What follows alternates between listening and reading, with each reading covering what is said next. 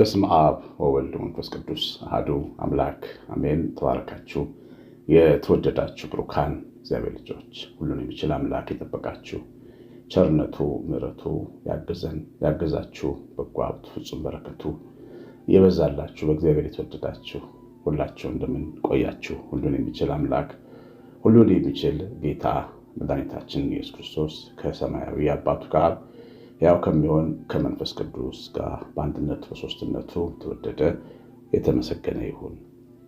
ብሩካን እግዚአብሔር ልጆች፣ እግዚአብሔር እንዲጎበኘን እንደ ኤልሳቤጥ ነቀፌታችንን አስወግዶ በጎ እንዲጎበኘን ሁላችንም በእግዚአብሔር ፊት እንኖራለን።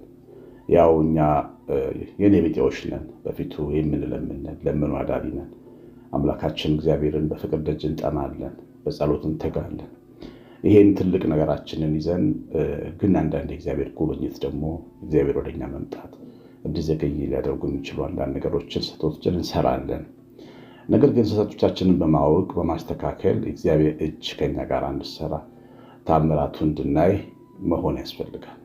በቃና ዘገሊላ ሰርግ ቤት እመቤታችን የሚላችሁን አድርጉ ባለች ጊዜ የተናገረችው ቃልና የዛሬው መልእክት አንድ ነው። እመቤታችን ያለችውና ሰዎቹ ያደረጉት የነበረው ነገር በሰው ስርዓት ሞኝነት ነው የሚመስለው።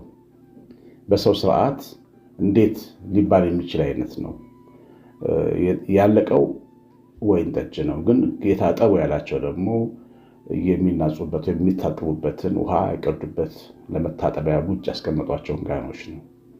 ወይን ጠጅ አልቆ የውጭ ጋኖችን ጥቡ ሲል መታዘዝ ነበረባቸው። ጋኖቹን አጥበዋል፣ 6 ጋኖች።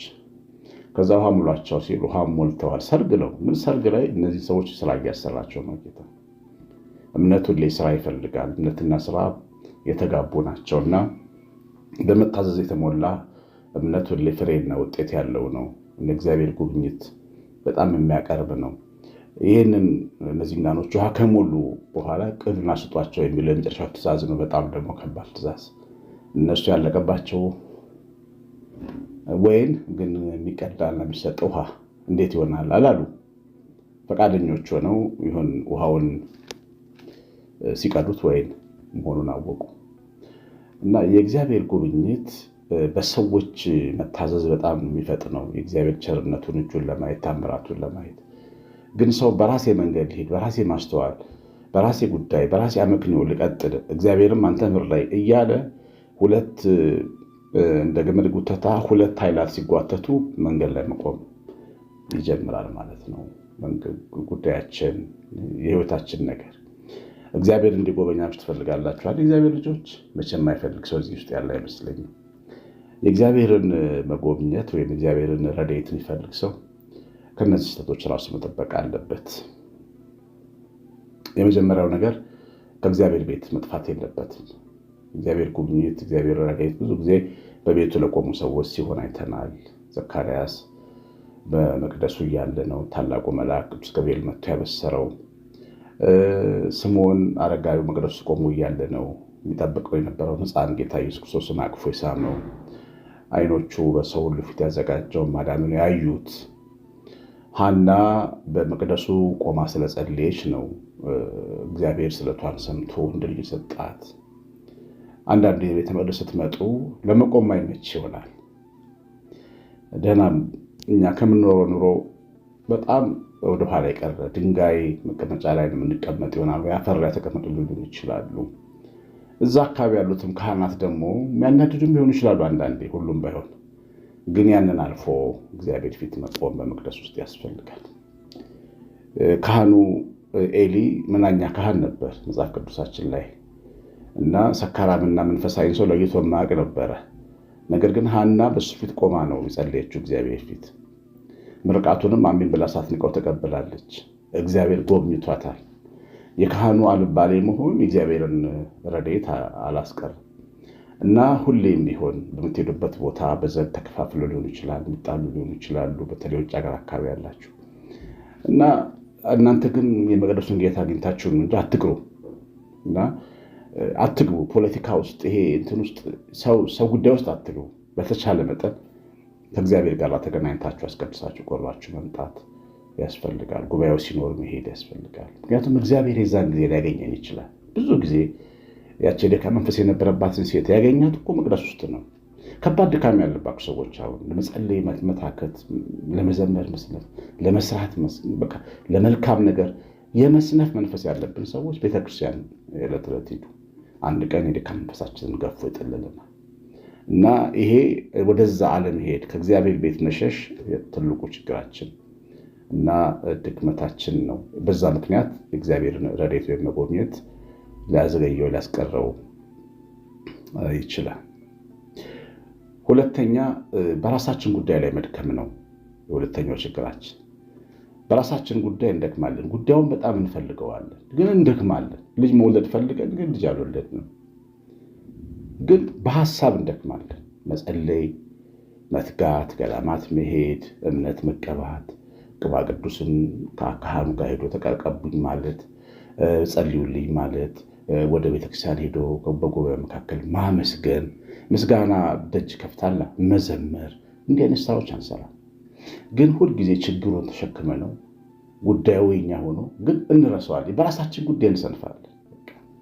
ይህም ዝም ብሎ መድከም፣ መጸለይ፣ መተው መች ሰማኝ እግዚአብሔር እያሉ እግዚአብሔርን ማመስገን፣ ለምን ለእኔ ለምኔ ማለት እንደዚህ አይነት ነገሮች አሉና እኔ ድሮ ሰንበት ቤት ውስጥ እያለሁ ብዙ ነገሮች ያልተስተካከሉልኝ ነገሮች ነበሩ እና እንዲህ አይነት መንፈስ ይፈትነኝ ነበር። በተለይ ምስጋና መዝሙሮች ሲዘመሩ ለምን አመሰግንሃለሁ እግዚአብሔር አንተ እኮ ለእኔ አላረክልኝም እለው ነበር። በግልጽ ነበር ግን እምለው። እግዚአብሔር ግን በጥበብ አስተምሮኛል። ደጁ ስላልቀረው ቤቱ ቀርቼ ስለማላቅ አንድ ቀን ሰው በምስጋና እንደሚያልፍ በምስጋና በሩ እንደሚከፈትለት ተማርኩ። ያን ጊዜ እግዚአብሔርን ማኩረፍ ወይም ደግሞ እግዚአብሔር ጋር መጋጨት፣ በራሴ ጉዳይ ላይ ቸልተኛ ሆና ማቆም ጀመርኩ፣ ማመስገን ጀመርኩ።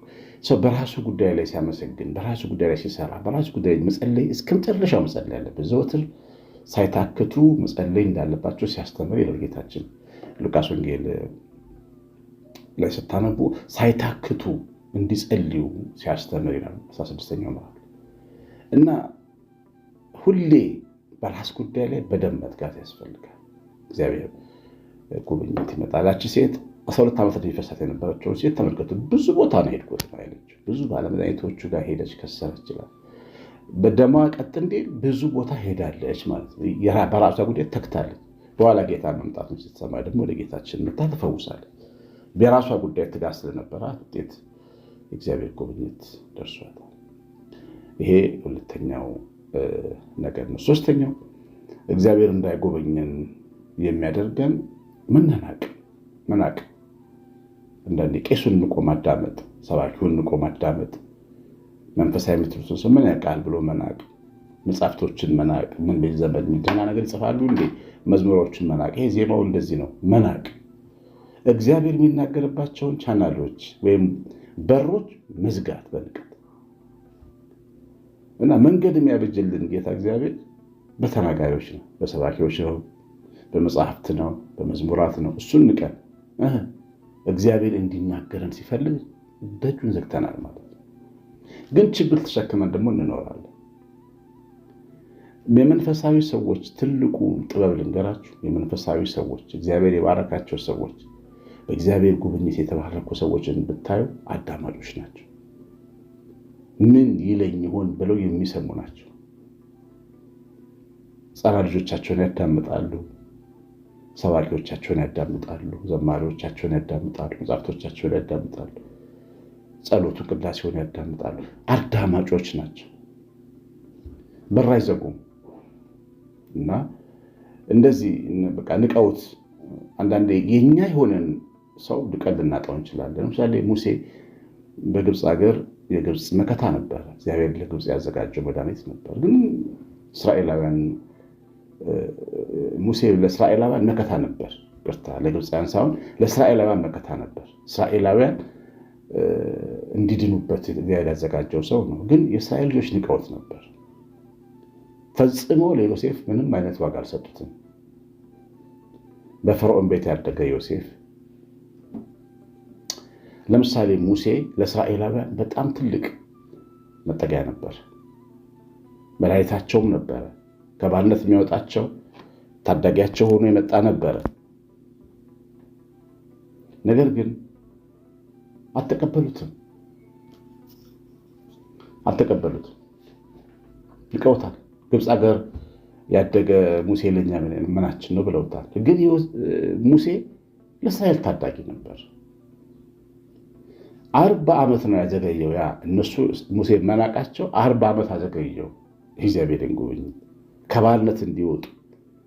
እነሱ ራሳቸው እንከስሃለን ብለውት ለፈርዖን ሊከሱት ሲሉ ተሰደደና 40 ዓመት ሚዲያን በረሃ ሄደ። አዳኛቸው 40 ዓመት ተሰዶ ሄደ። እግዚአብሔር በሱ በኩል ይታደጋቸው የነበረው ምንንቀው፣ ምንዘጋው፣ ቸል የምንለው፣ ምናጣጥለው ግን የህይወታችን በረከት የሆነ ነገር ሊሆን ይችላል እና እግዚአብሔር በዛ በኩል ሊናገረን የሚችለውን ነገር ዝግትግት አድርገን እንቀራለን። የመጨረሻው ማጉረምረም ነው። እግዚአብሔርን መውቀስ፣ እግዚአብሔርን ጉብኝት የሚያስቀርበንም ሊሆን ይችላል። ይኸውላችሁ በጣም የሚያናድድ ነገር ቢኖር ወቀሳ ነው። ሚስቶች ባሎቻችሁን በመውቀስ የምታስተካከሉ መስሏችሁ ከታያችሁ ተሳስታችኋል። ገደል ነው የምትገቡት። ወቀሳ የበለጠ ሰውን ክፉ ነው ያለው። እናንተ ተወቅሳችሁ አለቆቻችሁ ተወቅሰው አትስተካከሉ ወይም አታስተካክሉ። ወላጆቻችን ወቅሰው በጣም ምርጥ ሰው አላረጉንም። እግዚአብሔርን ያሳደገን ያስተማር። እግዚአብሔርንም ወቅሳችሁ ጥሩ ነገር ማምጣት አይቻልም። እግዚአብሔርን መውቀስ የሚወድ ሰው አለ። በቃ እግዚአብሔር እንዲያርጎ የማይመለከተው ከእግዚአብሔር ትጋትን፣ እምነትን፣ ደግ ጥናትን መጠበቅ ሲገባ እንደ ጓደኛችን እግዚአብሔርን እንንቃለን፣ እንገዳደራለን፣ እንወቅሳለን። እኛን ጻድቅ እሱ ኃጢአተኛ ለማስመሰል እንሞክራለን፣ እናጉረመርማለን። ውጤታችን ግን ባዶአችን ነው የምንቀረው። ማጉረምረም የረድኤት ነቀዝ ነው። ኑኃሚን ያላትን ያጣችው ስታጉረመርም፣ ያላትን አጣች። ምርጥ እግዚአብሔር የሚሰጣትን ስጦታ ባሏና ልጆቿን በምን ይተካሉ? ገንዘብ ይተካቸዋል። እና ከእግዚአብሔር ጋር እየተጋጩ እግዚአብሔርን ማሸነፍ የሚቻል ይመስላቸው ሞኝ ሰዎች አሉ፣ በማጉረምረም ትጋት ውስጥ ያሉ። እና እነዚህ ብቻ አይደሉም፣ ሰውንም እንደዚሁ እሷን አግብቼ ነው ቀን ያወጣልኝ፣ እሱን አግብቼ ነው ህይወት የተበላሸው፣ አጠገቤ ስላለች ነው አማቼ እንዲህ ስላደረገኝ ነው፣ ፈላስተርቶብኝ ነው ህይወት ያልተለወጠው። ሰው ላይ ጉዳዮቻችን ምንሰቅል ሰዎች አለን። ችግሮቹ ከየትም ይምጡ፣ ግን ችግር ፈቺ እግዚአብሔር ነው። ወደ ችግር ፈቺው ወደ ሐኪሙ በሽተኛው መምጣት ሲገባው በሽተኛው ከበሽታው መነሻ ምክንያቶች ጋር ቢጋጭ ጥቅሙ ምንድን ነው? በሽታ ካመጣበት ምክንያት ከተባዩ ጋር ቢያጉረመርም ጥቅም አለ? መጥቶ መድኃኒቱን ሐኪሙን ማግኘት ነው ያለበት። ችግሩ ሰው ከሆነ እሺ ሰው ነው እንበል፣ ግን ወደ እግዚአብሔር መምጣት ነው በቅንነት እና ሰዎችን በጣም በማማረር ሰዎች ላይ ሀሳብ በመስጠት አስተያየት በመስጠት እድሜ ለነሱ በማለት ህይወትን መቀየር አይቻልም። እና እግዚአብሔር እንዲረዳን እንዲያግዘን መፍትሄው ወደኛ መምጣት ነው። ሰው እኮ ብዙ ያደርግ ይችላል። ያ መጻጉዕ እኮ ስለ ሰው ብዙ ነገር ሊናገር ሞክሯል። በጌታ ልትድን ትወዳለህ ነው ያለው ጌታ። አሁን ስለ ሰው መወራት የለበትም እዛ ጋር። አሁን ጌታ መዳን ፈልጋለሁ ማለት ብቻ ነው ያስፈልግ። ጉብኝቱ ደርሶ አሁንም ስለ ሰው ነው የሚያወራው። ይህን ያህል ዓመት መልአክ ሲመጣ ውሃውን ሲመታ እኔን አላስገቡኝም ብሎ ዮሐንስ ወንጌል ምዕራፍ 5 ላይ አንብበው ኮምፕሌን ያደርግ ነበር። እና ኮምፕሌኑ ግን አይደለም ያገዘው፣ አጠገቡ የቆመው ጌታ ነው። እና የእግዚአብሔር ረድኤትና ጉብኝት አጠገባችን እንዳይሰራ ከሚያደርጉ ነገሮች አንዱ እግዚአብሔርንም ሰዎችንም ማማረር፣ ቤተሰብን፣ ትዳር አጋርን፣ ሁኔታን፣ አለቆችን እሱ ነው ህይወቴን የቀበረው። በፍጹም እንደሱ አይነት ነገር መቆም አለ። እግዚአብሔር ካስነሳ ማን ይከለክላል? ማን? እግዚአብሔር እኮ ነው ከመቃብር የሚያወጣ። እግዚአብሔር ይገላል እንዲሁም ያድናል ብቻና ማዳን የሚችል አምላክ እያለን ምንድነው ከሰው ትከሻ ላይ ምንድነው ማንወርድ? ብዙ እንደተማንበት ተስፋ አለኝ። የሰማነውን በልቦናችን ማዕከላዊ ስፍራ ያኑርልን። መንፈስ ቅዱስ ይባርካችሁ። እግዚአብሔር ጸጋ፣ እግዚአብሔር በረከት ከእናንተ ከቤታችሁ ጋር ይሁን። እግዚአብሔር ቸርነት፣ የእናታችን በቤታችን ጸሎት፣ በረከት፣ የመላእክት ጥበቃ አብሮን ይሁን። ቀሲስ አሸናፊ ገብረማርያም ነኝ። ሰላም